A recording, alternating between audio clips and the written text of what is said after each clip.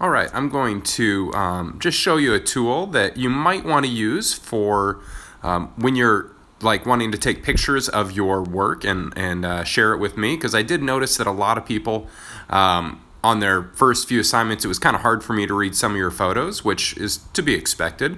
And so what you might want to try, and there's other apps out there that are available, but this is one I've been using, this Adobe Scan. You can download this free. And again, if you find something else that works better for you, that's great. If you don't have a phone and you need to take photos with your computer, that's okay. But this is just a tool you might want to explore a little bit that might be good for not just math, but any classes where you have to submit something.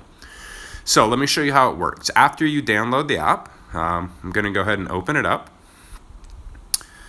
And what it is, you see I've got a few scans in here already of my wife and her ID. But what it is, it's a photo, and that if you like put a piece of paper in front of it, it'll detect kind of the corners of it and basically take a picture for you.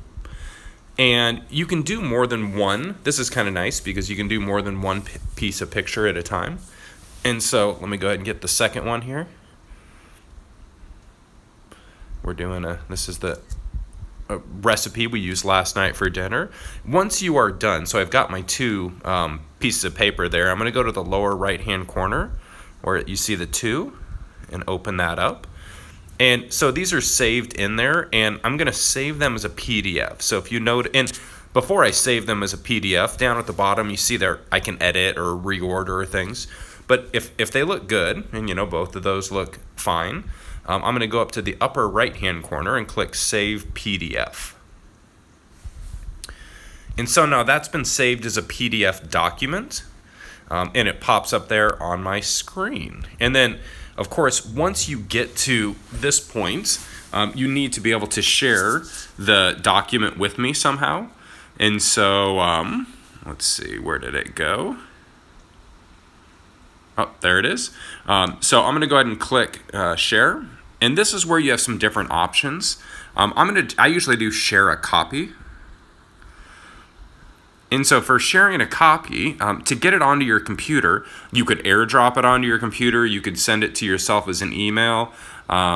There's all sorts of different ways you could do this. I would suggest either you airdrop, or if you link this up to your Google Drive. So you see if I click Drive here, it's already linked up. I've got a couple of Google Drive accounts, but if I do that, it'll put it right into my Google Drive. And so that's one way to do it. And then you could, attach that as a document or whatever. And then, of course, the other way is you can just share a copy. And then if you use AirDrop, you can go ahead and select that, and it'll just dump it right onto your computer. My computer's not nearby, but otherwise, your computer would show up there. So this is a Adobe Scans, a nice little tool you might want to use, especially if we are going to be online for the foreseeable future.